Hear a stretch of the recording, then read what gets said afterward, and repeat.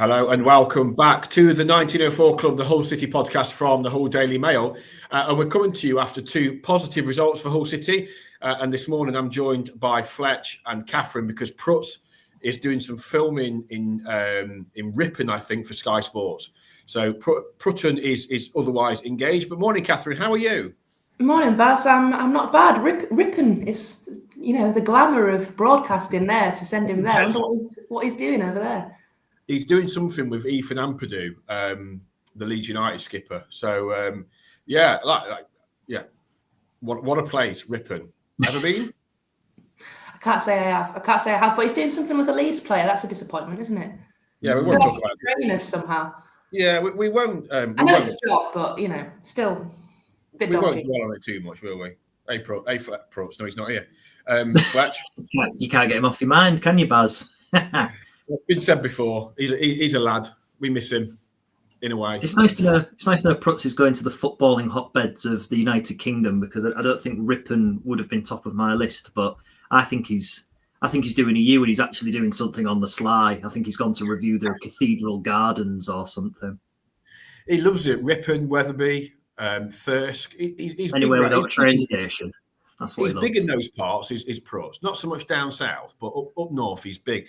Anyway, let's talk about two really good performances from Hull City, different performances in beating Plymouth and then obviously getting that point at Ashton Gate. And we were just saying before we came on that it's funny in football how quickly a week can change your thought process. Because a week ago, and let's be fair, Fletch, when we chatted after the Cardiff game, we were both pretty low, weren't we? We were low. We were worried the performance, the lack of creativity, the lack of goals, the defeat, and what it meant for them. And obviously heaping pressure on the game against Plymouth. But they turned up. They dominated the game. As admittedly, Plymouth were hopeless.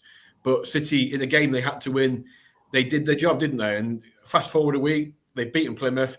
They've got a very good point at Bristol City, which, in fairness, before a ball was kicked, we'd have probably taken a point at Ashton Gate. Given how the game played out, Kathryn, I guess a point is viewed as a decent result, although there's that little bit of tinge of what might have been, given how brilliant they were in the first 15 minutes to go a goal up. And obviously the game changed on the red card for Joao Pedro. Yeah, I mean, after that brilliant goal, you did kind of feel like they'd started the game pretty well. And you felt like, this could be another sort of, memorable away day where they go and get a result that they're not expected to get. And then suddenly the game changes when the red card happens. And because it happened so early on as well, it then just kind of becomes about trying to see out what you've got. And then obviously, when they did concede, trying to hang on for a point. And to be fair to them, they did it really well. It's a shame. I do think they looked like they could have potentially gone on to win the game. I know it was early on, as we say, when they were ahead. But if they'd kept 11 on the pitch, would have been interested to see, whether they would have gone on to get all 3 points. But absolutely, before kickoff, I'd have taken a point. I think I'd kind of viewed this stretch of games as beat Plymouth at home, take a point at Bristol, beat Oxford at home, and then if you lose at West Brom, I don't think it's the end of the world, or you can take what you can get from that, because I think that's probably the hardest game before the international break. So they've done the first two. I think if they can go and beat Oxford at home, that point, come the end of the season, could be really, really valuable. Yeah, that's the thing, Fletch. They started the game like a house on fire, and you see it so often that a team, kind of a performance can be the tone for performance can be set up quite early on. And a bit like we saw at Sheffield United, that early on from the kickoff, they played the ball out of play. They weren't great on the ball. They were maybe taking their eye off it a bit. And there was 1 or 2 moments at Ashton Gate where Bristol City did similar. And you're kind of thinking, they've not started great. And City was straight at them. They could have had 2 goals before Pedro scored. Sean McLaughlin from wide. Before that, Alfie Jones probably should have scored. He slammed over from 6 yards, centre a goal, and had it have fallen probably to a Joe Gauhot or a Pedro, maybe that goes in. Because it fell to a centre half who's not used to scoring, he fluffed it over the bar. But the goal itself was brilliant in how it was worked. Puerta's ball through for Kamara. Kamara's layoff and the turn and finish from Joao was top draw. But as Kathryn says, Fletch, when when you go down to 10 men so early on, particularly away from home, it is a salvage job, isn't it? And it is trying to hold on to at least get away from here with something. Yeah, I would agree with that. I think when I was at my game and I was following the notifications that were coming through, and I saw that City had gone 1-0 up, thinking, right, here we go. The general feeling from someone who's been out of the loop the majority of this year is that under Ruben Selles'men and under the team, they do start games really well and they like to set their stall out. And then when I saw the red card notification flash up, I'm thinking, oh no, here we go. Is this going to? But I think what they showed, and we've referenced this before, and for me, it's the big building block which they can take into next season, especially if they stay in the Championship, which I'm swaying back towards thinking it's very much on now, is that they've got defensive resilience. And those are foundations that managers the majority of managers like to build on, because you're thinking about if you're coming away from a playoff chasing team with one less person on the pitch and your manager is saying to the media afterwards, 11 versus 11, we win that game. It shows the confidence. It shows that there's good feeling in the dressing room as well. So, yeah, I think all in all, this was a really good point. It's 1 defeat in 5 now, which I didn't realise without looking at the results. 2 wins, 2 draws. And they've picked up 4 points against 2 playoff chasing sides.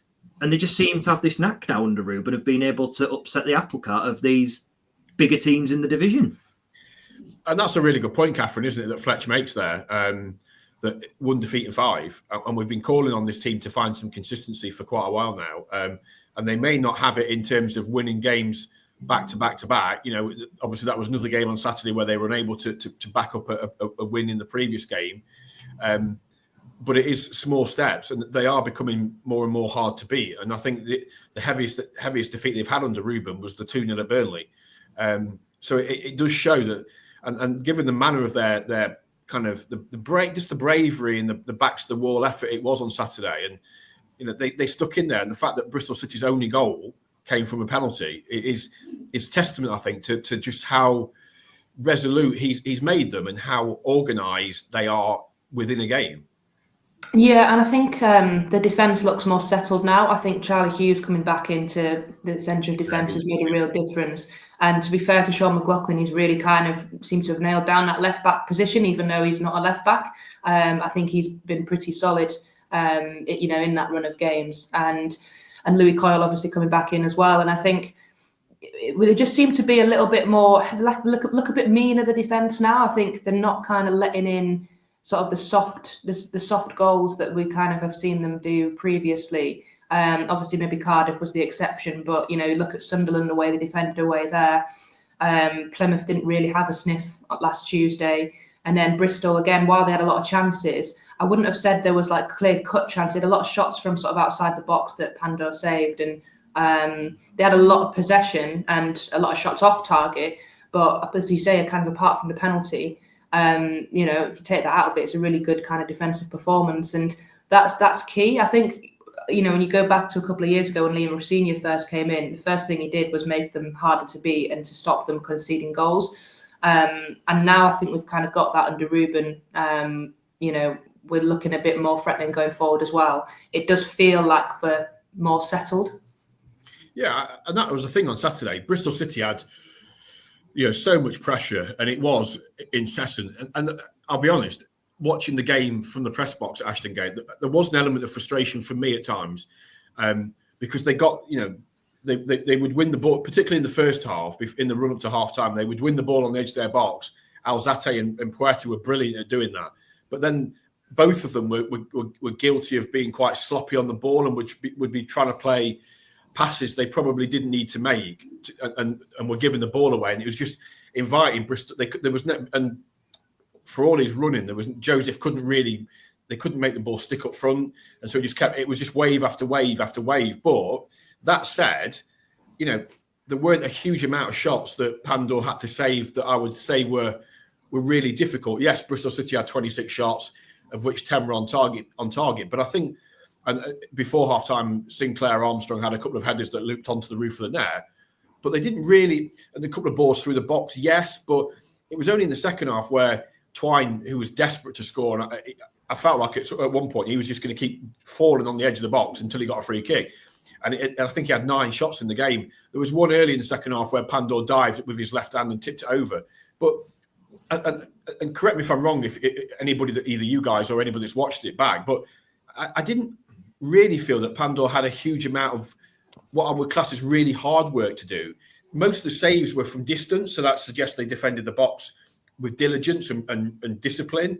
They were Twine was shooting from outside. They were all shooting from outside the box. As I say, there were some nervy moments when the ball was crossed in wide and it went through the box. But you're going to get them in any game with 11 men, let alone with 10. So I think what was really encouraging was just that discipline. Once they'd gone down to 10 men and they kind of got it out of their system, that initial shock and anger and all those sorts of things, they were like, right, okay, let's be low block, let's be tight, let's try and give nothing away. And if they have to shoot, let them shoot from the edge of the box because we feel that we can block or we've got a goalkeeper that can keep it out, Fletch.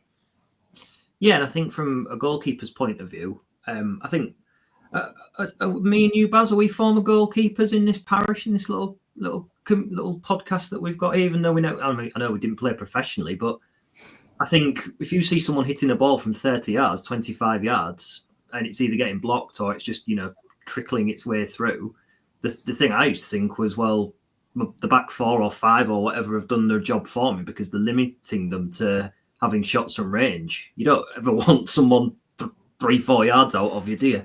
So I think that's kudos to the defence. Hughes, for me, feels like a new signing again after his long-term absence. He feels rejuvenated, and I wonder if Ruben and the coaching staff feel the same, to be honest, because I think people were a little bit critical of him at the start of the season before his injury. He wasn't, I don't think, running on all cylinders with what was expected from him. But now I think we're seeing a different Charlie Hughes, which is settling the rest of the defence.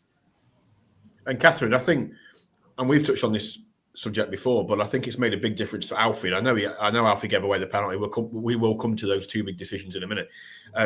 But I feel like Alfie has become much more confident, perhaps shifting across, as we've said before, shifting across to the right side of the back 4 instead of playing as the left-sided centre half at times. But Hughes has been brilliant, hasn't he?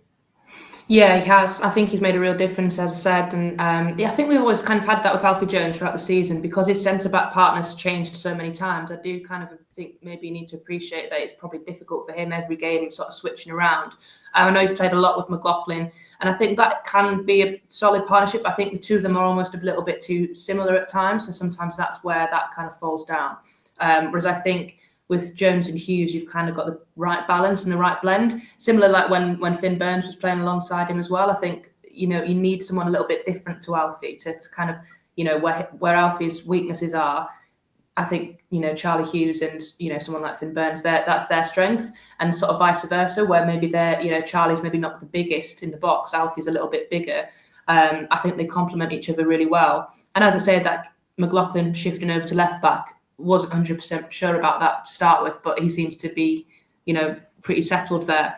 So I do think, with Alfie, I know we come to the penalty, he does still have those moments of maybe, I don't know if it's like a lapse of concentration or just maybe losing his man and not quite being 100%, but I do think he looks a lot more solid with, next to Charlie Hughes.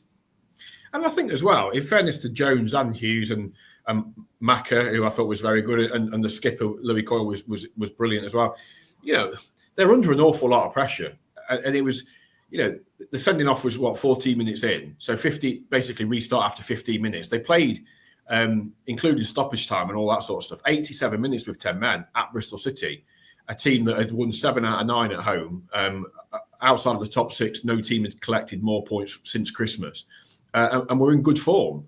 And have got one of the best home records in the division this season. And that's not even touching on City's record at Ashton Gate over the last 60 years. There's a chance they're going to make mistakes. There's going to be a chance when you're under that much pressure. It was essentially for pretty much the entirety of the game after the sending off, City camped on the edge of their box and Bristol City playing, starting with the ball in the middle of City's half. They'd clear it, they'd get it back, and they'd start attacking again.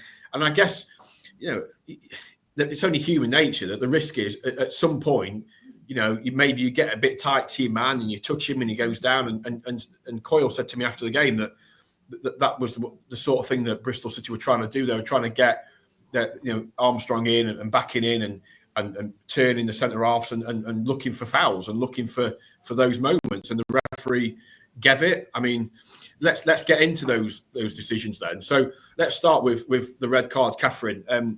You would have seen it multiple times, like we all have. You would have seen different angles. There's slow mos. There's still images. There's one image that's doing the rounds of Pedro with his legs together, looking like he's driving an invisible car.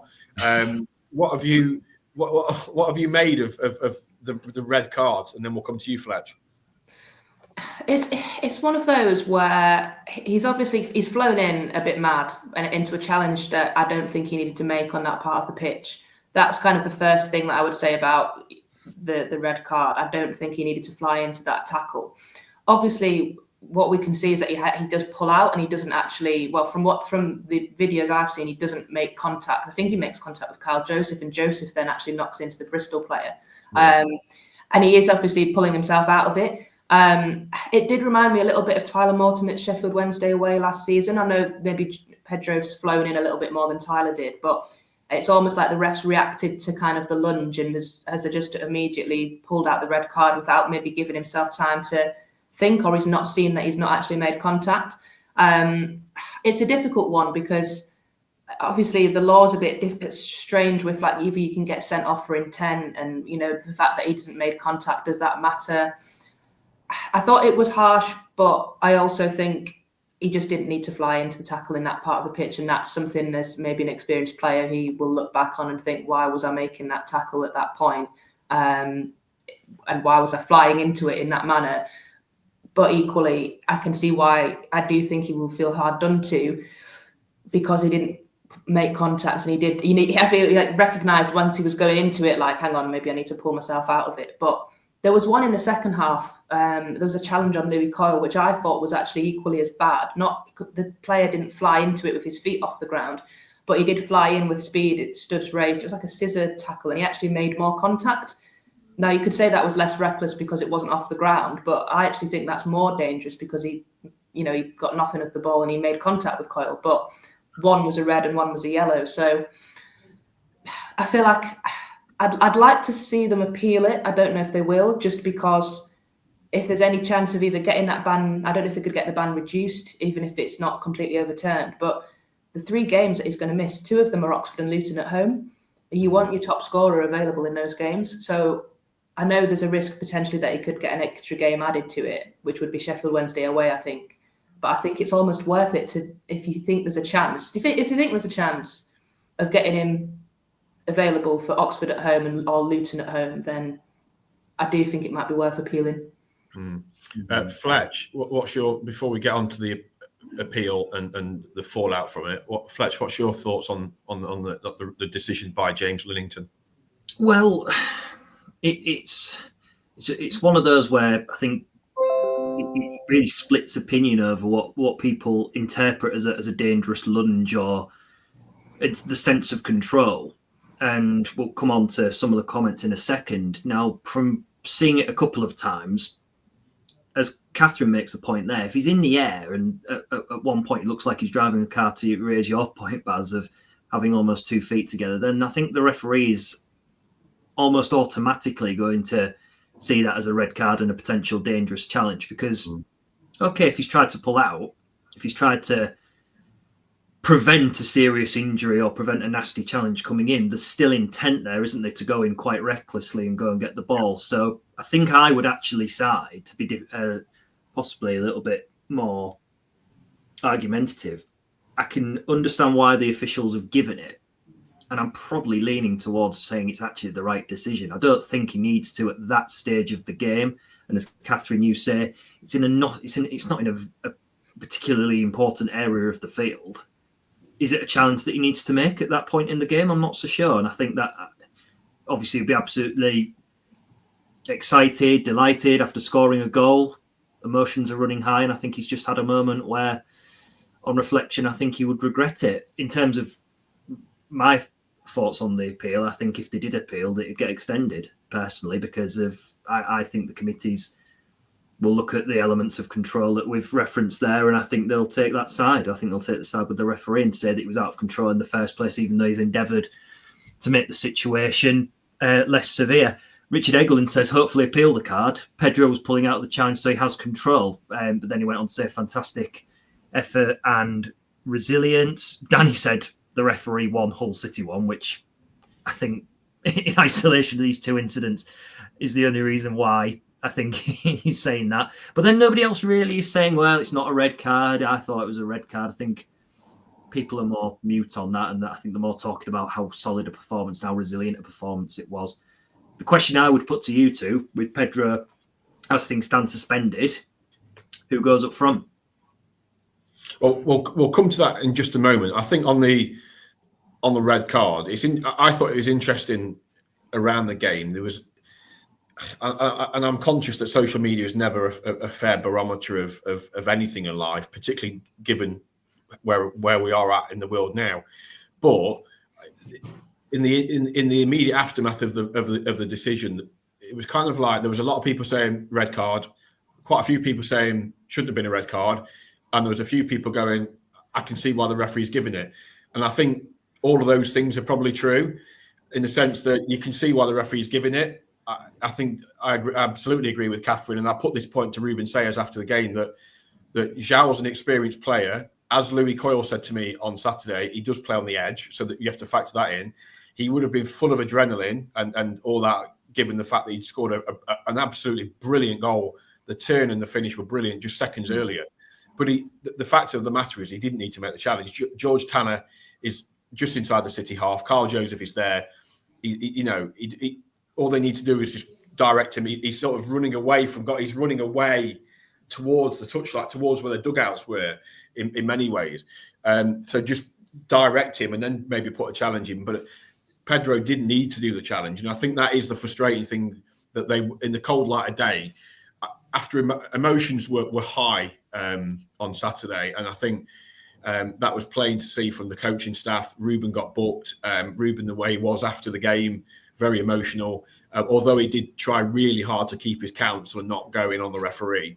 But I think when they look back on it, I think they'll think Joao didn't need to do that. Joao's given, whether it's a red card or not is debatable, and everybody will debate in their own way. But ultimately, I don't think Joao needed to give the referee that opportunity. And I think that was the avoidable thing about the whole situation, is just don't do it. Just don't put yourself in that situation. Don't give the referee a decision to make like that. So particularly so early in the game.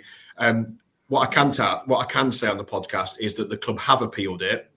And as far as I understand, and they hope that they will find that out, the outcome of that appeal before Wednesday night.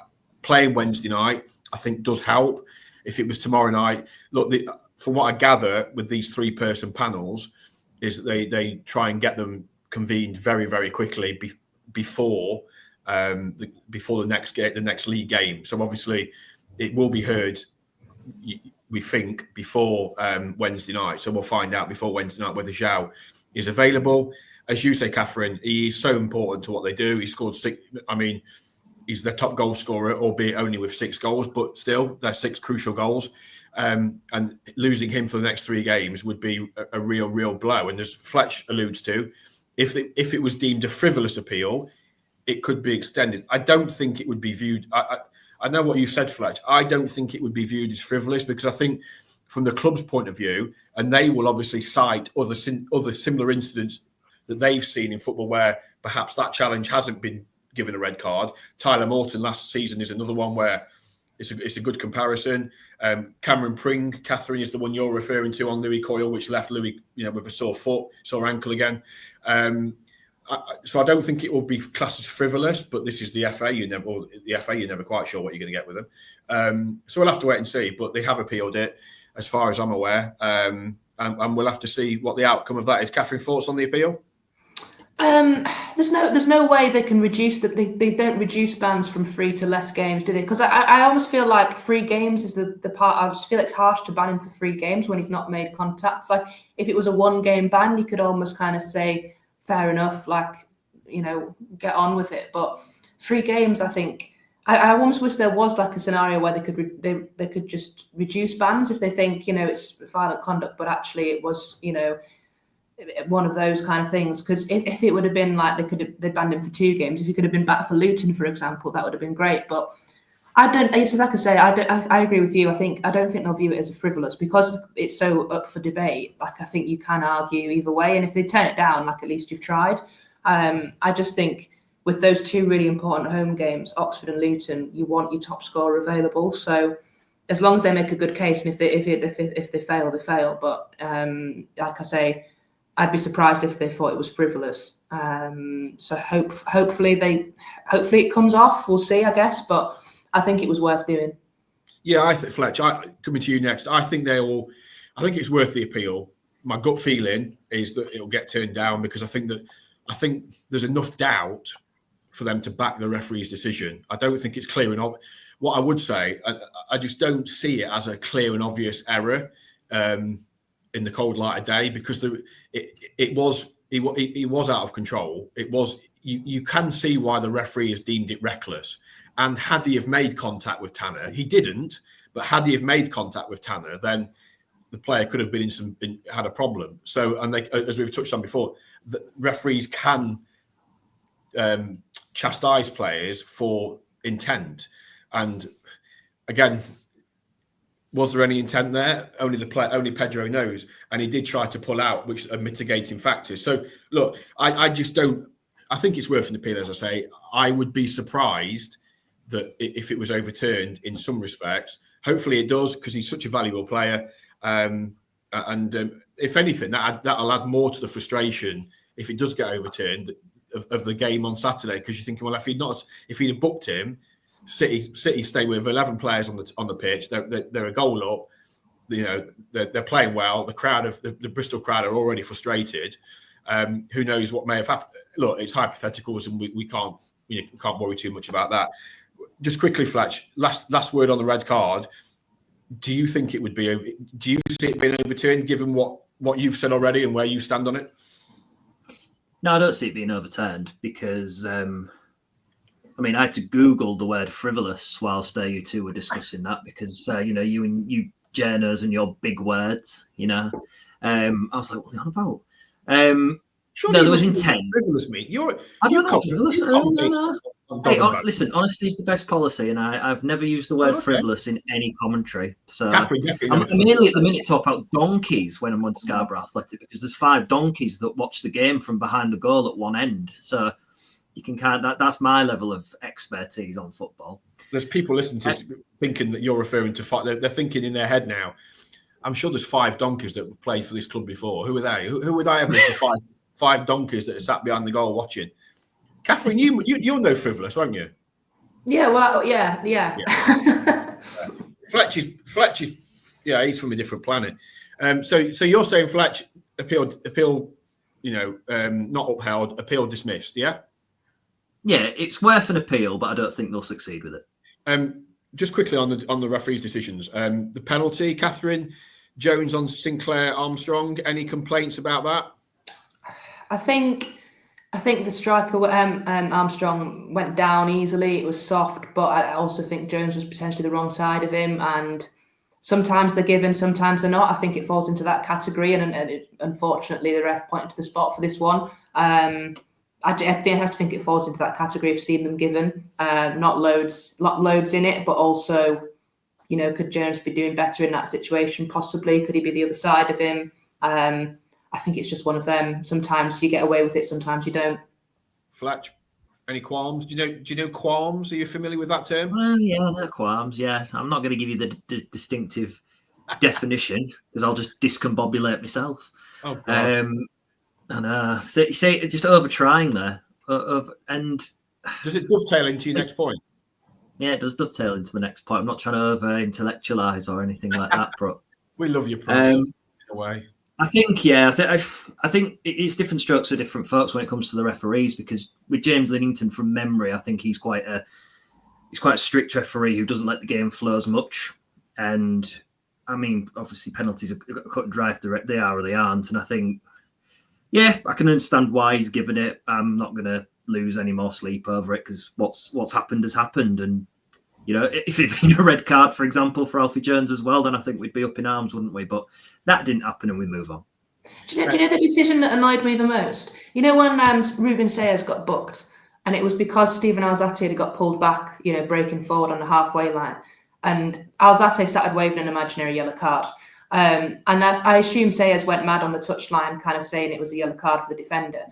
But ref went over to book it. He didn't book the defender, did he? The referee. No, it was like a textbook yellow. It's like a cynical foul. And he didn't give a yellow card. Yeah, what he got booked for, I think, was the ball had he was still in his technical area, and the ball had come towards him, and he I think he either blocked it or did something, and he was booked for delaying the restart of play. Was what he was actually booked for.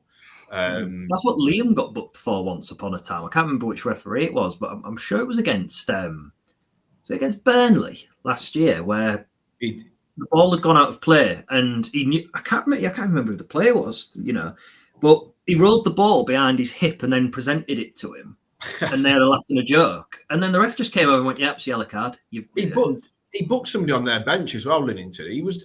I just felt, and there was another reporter from the Bristol end. I had a bit of a disagreement afterwards because I just felt. I sort of said, I was chatting to some of the guys down there, and I was a bit like, I just felt the referee made it a bit about him. And as you say, Fletch, he's a bit stop-start.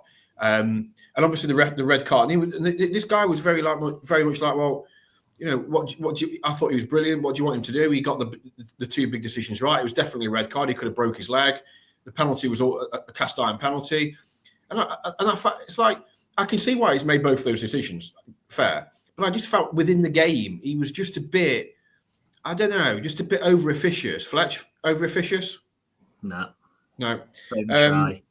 Just a bit unnecessary. And maybe my judgment is clouded a bit because obviously he sent Pedro off and there's a bit of uncertainty about whether he should or shouldn't. I don't know. What I would say is if flip it round, if that was at the MKM Stadium back in August, and a Bristol City player goes in like that on a Hull City player, are we wanting him sent off, Kathryn? And are we giving the penalty against? Are we having the penalty for us if that's in the penalty area? I mean, funny enough, there was the Mayland penalty. Actually, they would point. If you think back, they would point and go, "Well, that was a bit soft." But anyway. I know it's not like you don't take it into consideration. It doesn't matter what time in the game it is for the red card. I just felt it was very early in the game to just sort of it's killed it. Bring it out. It was like, there was no. It just reacted straight away. I know sometimes they always say to referees, it's like give themselves some thinking time. He didn't really do that. He just reacted straight away. Whether it would have changed his decision or not, I don't know. But hopefully the appeal works in our favour. Let's wait and see. So before we box off the last two games, let's just reflect on the point source. So 4 points from the two games, the win over Plymouth and the point at Bristol City. Fletch, is that a good return, do you think, given where they are in the league? And obviously this team isn't used to winning football matches consistently over the course of a season. That's been proven. But they're keeping the points tally ticking over. Are you content with what you've seen, both result-wise and also importantly, what you've seen from their performances over the last two games? Yeah, because I'm content with the performances because I like a team that's built on solid defensive foundations where, I think I said this at the start of the season. My dad once said to me, I'm not bothered how they play as long as we win at home and draw away. And he said he would have taken a 1-0 at home and a 0-0 away in every game that Hull City play as long as it gets them where they want to be. And I've kind of had that as like something that I've always thought about through football. And I think certainly at this point in the season, yes, they need more wins at home, which they've shown an example of against Plymouth. But if anyone... very few people would have gone to Bristol City with the expectancy of a victory, but a lot of people would have gone there in the hope of a victory from what they've seen so far this season. And I'm quite happy and content with a 1-1 draw there, especially in the circumstances of being down to 10 men. But I mentioned these results before. If you're going to Sheffield United and winning 3-0, You're going to Sunderland and winning 1-0. You've run Middlesbrough very, very close. You've won away at Blackburn and you've nicked a point against Leeds.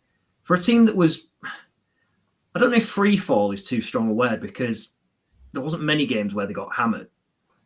But that's an incredible return that even the teams in the top 6 themselves would probably take, barring maybe someone like Burnley who just keep clean sheets for fun, or Leeds United with them being top of the table.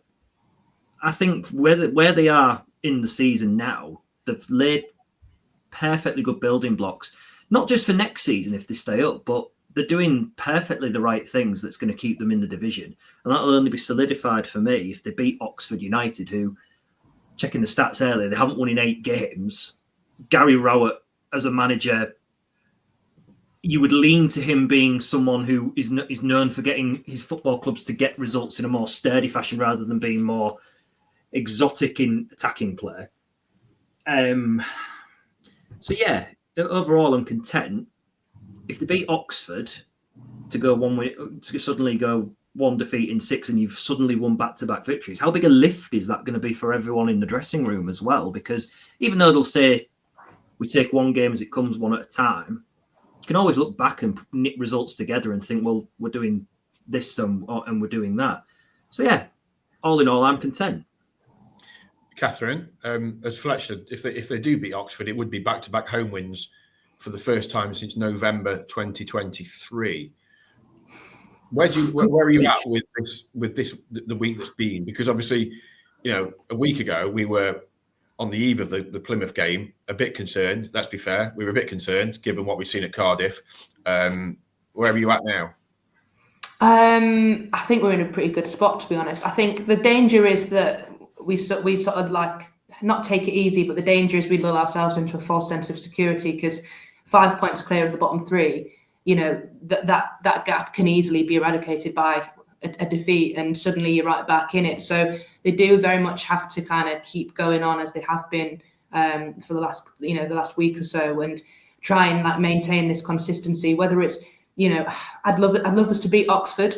I don't think it's quite as last week against Plymouth. I felt like we had to win.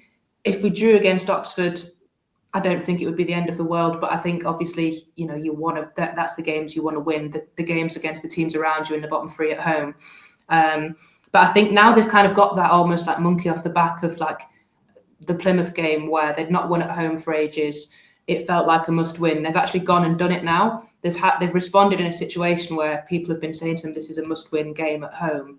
And they've managed to do it. So hopefully going into this one against Oxford, they don't feel that same pressure because they've beaten Plymouth. They've gone and got a really good point at Bristol. So they should now actually be, while you want them to still play with that a little bit because every point is precious still, they shouldn't have the fear maybe that they had a week ago going into this game. They should actually be feeling more confident. And Oxford, as you say, they're on a really bad run of form. They're dreadful away from home. I know this is like veering into typical City territory here, but Plymouth's form away from home was awful as well, and we saw that why last week. Oxford, they're not on a good run. It feels like this is a game where City can go, a game for the taking, and then you go into West Brom, almost with not a free hit, but almost a game where you're not expected to get anything, and anything you do get would be a bonus. And that's the thing. If it goes belly up, they could, that 5 points could be eradicated by the time we walk out of the Hawthorns on Saturday afternoon. On the flip side, they could be, in a fantastic position. That's how quickly it can change. And the results elsewhere. I mean, you look at the fixtures on Tuesday night. Well, Cardiff against Luton is massive.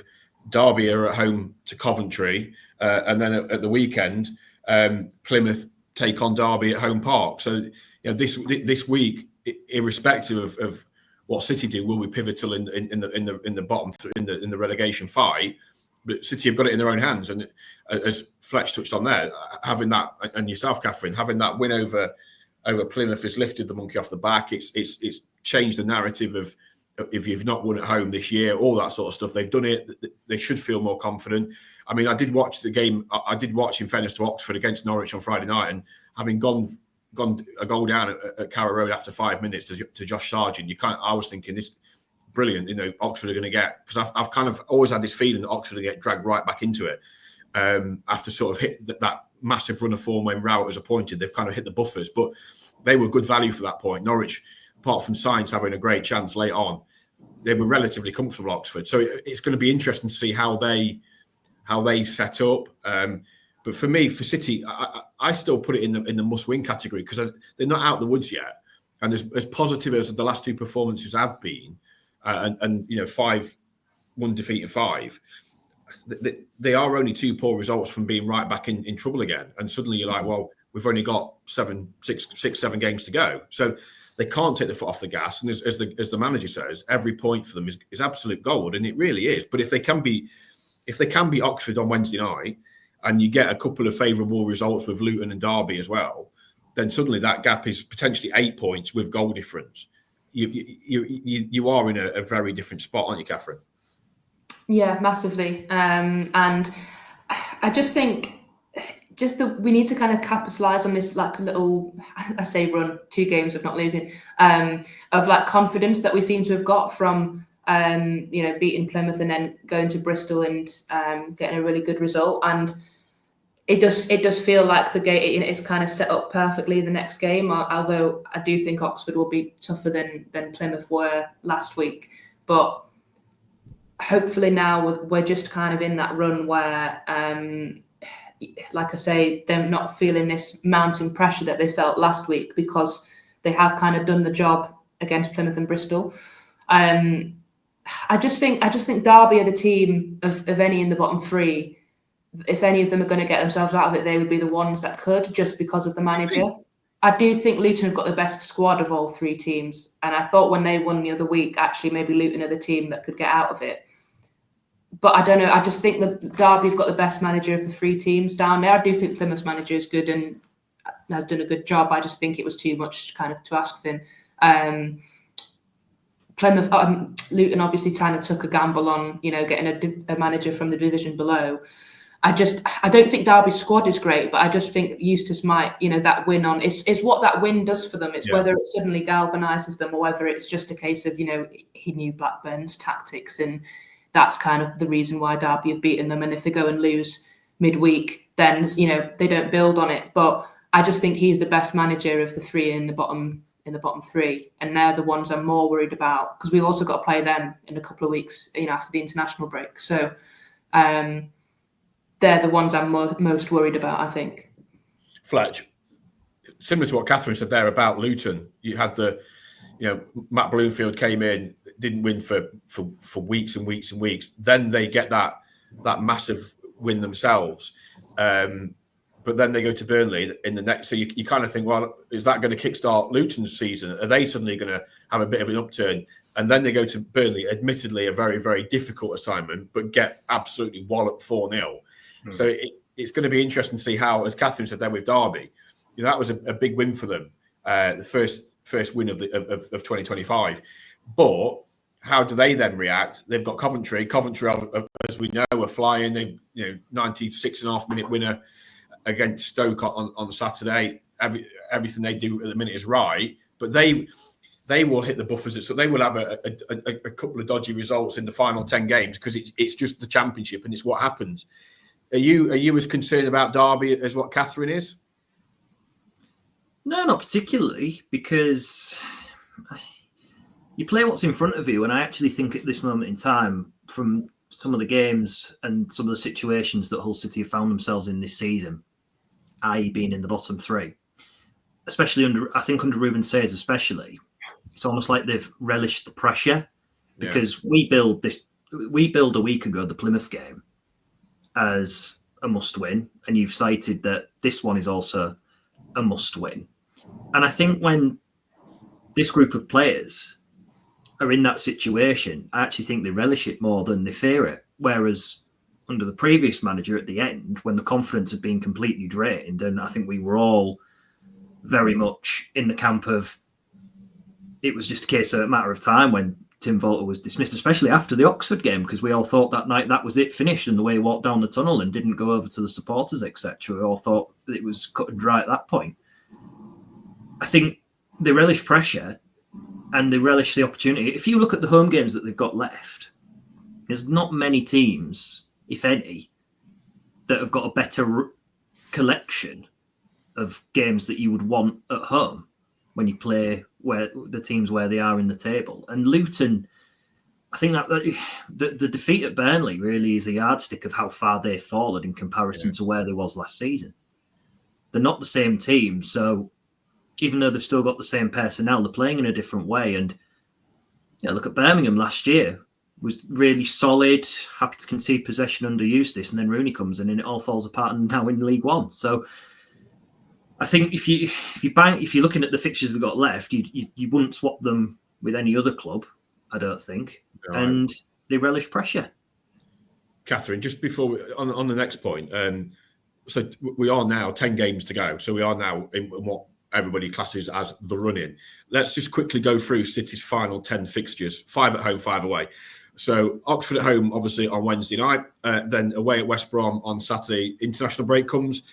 Return with that early kick-off, 12:30 against Luton. Then away at Sheffield Wednesday. Away at Watford. At home to Coventry. And then the Easter weekend is away at Swansea on Good Friday. And then at home to Preston on Easter Monday. Followed by the final 2 games. So the penultimate game of the season and the final home game, Derby County, and then of course the away game to finish at Portsmouth, who amazing win against Leeds at Fratton Park on Sunday. They were brilliant. I know Leeds missed some big chances, but fair play to Portsmouth. Have gone 10 points clear, and you kind of think that for Portsmouth now is enough. They get results, as they've got ability to get results now. So I think Portsmouth are probably just far enough ahead to be out of the equation. You never know, but I think so. Kathryn, you look at the final 10. How are you feeling? Fletch made the point just there that the running for City is favourable. I would tend to agree. You've got West Brom and Coventry in the top 6. Everybody else is outside of it. I think that is a favourable running on paper. Before you go on, look at who they've beaten away from home in the top 6, which is why I view it as more favourable. Yeah, interesting. No, you make a fair point. Kathryn, how do you look at that? Well, Preston are still in the FA Cup, aren't they? So let's hope by the time we play them, they're still in the FA Cup and thinking about that and not thinking about the Championship. Watford away, they're still in and around the playoffs, potentially. They're in that collection of clubs that could get into 6th, but you think it probably will be West Brom, even though West Brom, I think, are only in it by a point. So by the time we go to Watford, maybe they'll have fallen out of it by then. All the other Coventry at home, I think, at the minute looks like the toughest home fixture, just because of how well they're doing. But again, maybe they'll have a buffer by then, or maybe they'll be due a defeat. But I do think the games, you just listed them. I'm not kind of sat here going, oh my God, where are the points coming from? Swansea away won't be easy, but like they're down there kind of with us as well. There's a lot of games in there where you go winnable or get a point from that, and I do think the Coventry one probably feels like the toughest one currently, and obviously West Brom on Saturday. I think I agree with Fletch. I think that run-in looks pretty hopeful. I think you just got to beat the teams that are beneath you and around you. Win those games against Oxford, Luton, and the one against Derby at home. I think you're pretty much on your way to safety. And Fletch, there'll be people listening to this that would have scoffed when I said I think Wednesday night's a must-win. And I say that because that 5-point gap can become 2 very quickly. But also, they still have got to grab the bull by the horns here and get themselves out of trouble and take any doubt away from it. And I think Oxford at home, a team that haven't been great away from home all season, as Kathryn rightly said. City have won the last home game, so should be buoyed and confident.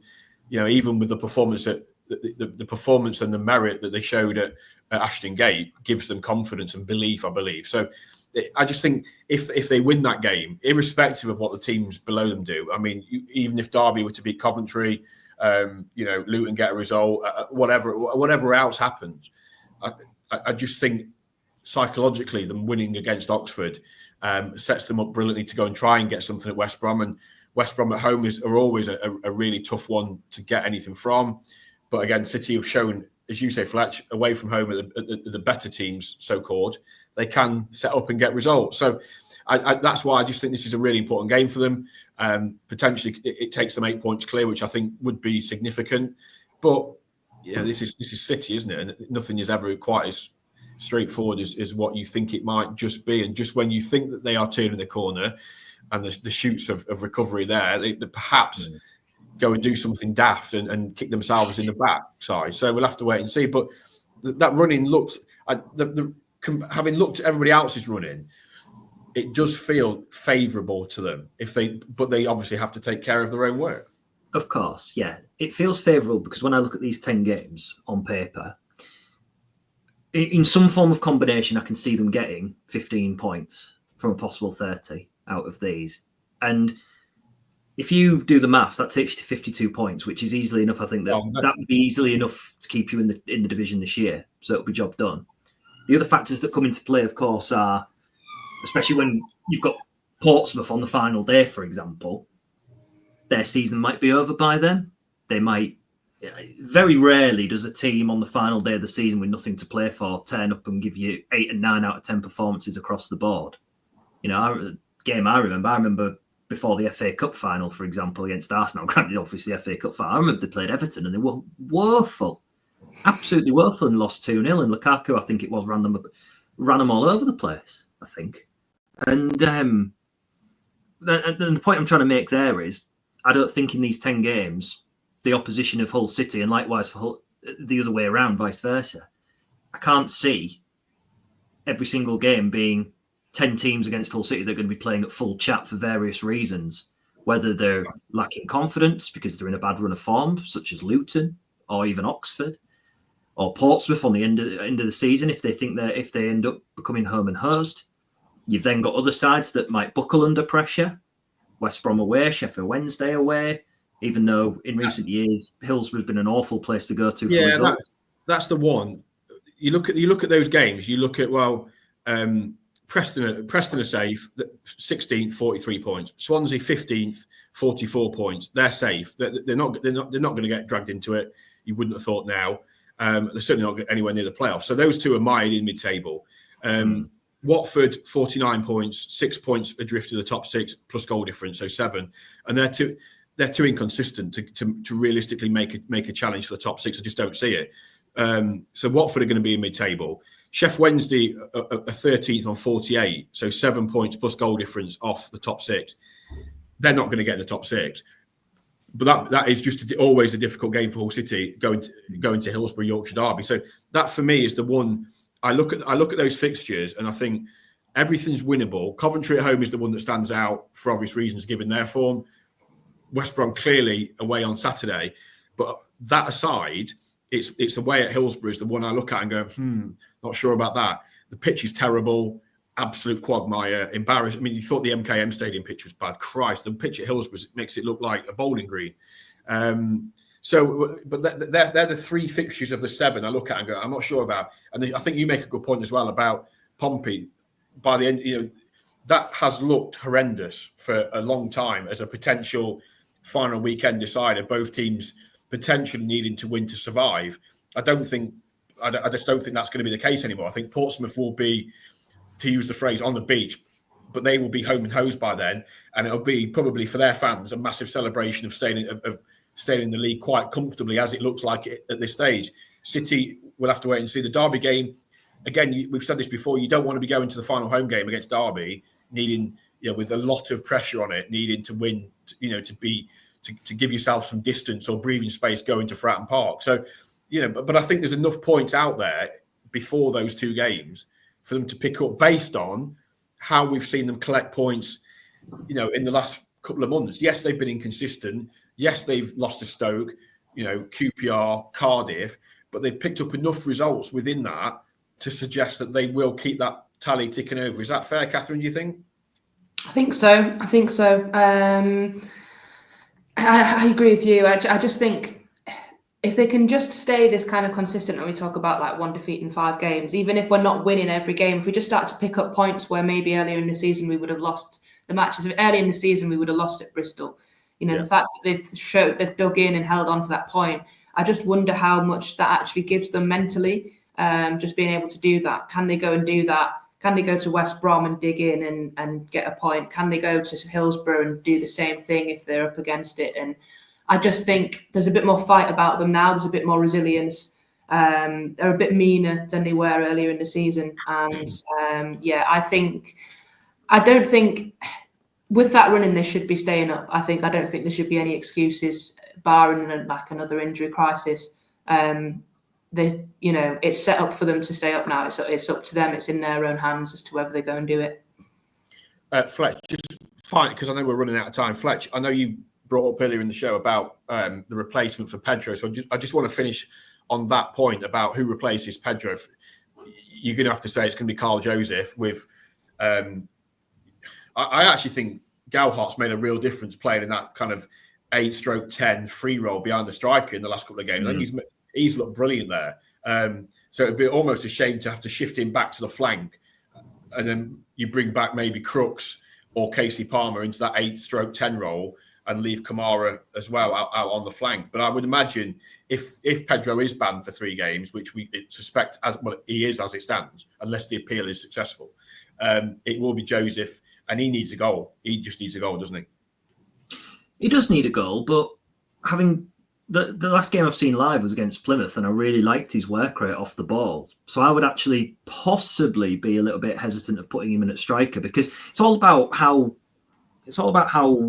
Ruben Selles'men and the coaching staff feel that they can nullify Oxford United's defence in the sense of if they do want to play out the back, for example. And if Crooks is fit, Crooks can come back in and play in, and it likes to get towards the penalty area.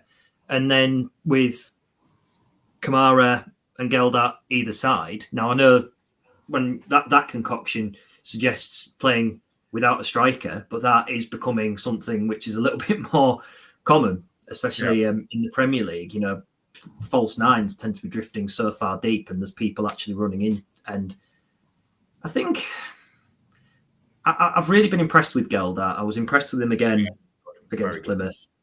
And, you know, we said after the game, didn't we, about going the extra yard and trying to sign him, and, you know, whether that happens. They'd like to. They'd like to sign him. I'm not sure they can. I'm not sure they could afford to buy him, but maybe a loan could be something. But they definitely want him. They want him back next season. Of that, there is no doubt. Yeah. So in slightly unorthodox, but I'd keep Joseph and Kamara either side of Crooks. Name Crooks as the striker, but drops back in, allows Geldart to tuck in, allows Kamara to tuck in as well. And I think another big point, which some of the fans reference, James says, with Pedro, I'd like to see Geldart pushed up top with Crooks just behind. I think if we keep Joseph on the left, that would dovetail quite well. But then a couple of the others have asked about this forming partnership between Kamara and Pedro. And that's going to be key, because if Pedro doesn't play, you've then got Kamara obviously left, not to his own devices, but he's having to forge a relationship with somebody else. And, you know, people who've played FIFA in the past will reference the Kamara goal against Plymouth as a sweaty goal. But that shows how much know-how they've got for each other. So it's going to be interesting to see how Kamara copes with other relationships and his teammates on the pitch. Kathryn, just to finish, what would you be doing if you're Ruben? I think he will start with Kyle Joseph, and then maybe change it if it's not working. I just do imagine that's probably the way he'll go. He's obviously a very, very different player to Pedro. I think Pedro is very good with his back to goal, whereas Kyle Joseph's a much more kind of like of a workhorse. And I'd like to see him play, and then if he could just get a goal against Oxford, I think it might do him the world of good. And also, it's a show. I wonder. I know, obviously, you weren't kind of suggesting to drop him. You were suggesting to play him sort of on a different position. But I do think he needs to play, because I think not playing him when, you know, your other striker's not available, I'm not sure what that would do for him, his confidence. And I'm not convinced by the other options available that at this minute. I think I would start Joseph in that central role and then change it if it's not working. Brilliant.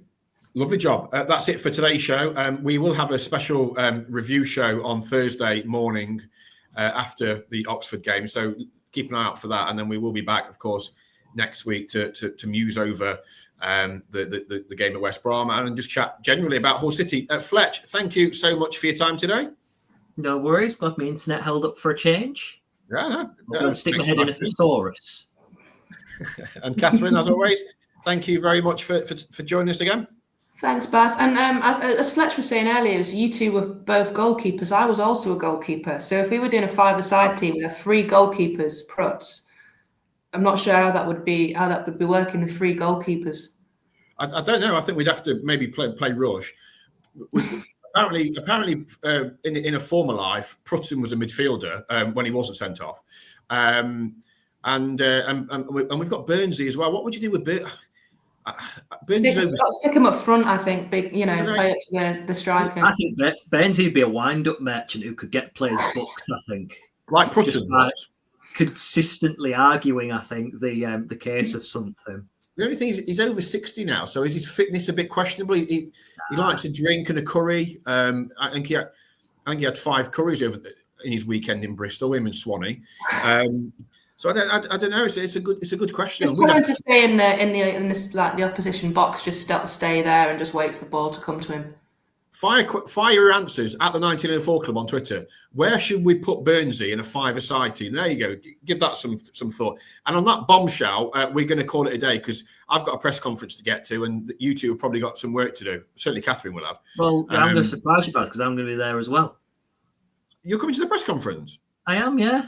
Oh, that's what happens. You see, with when Mike's not about.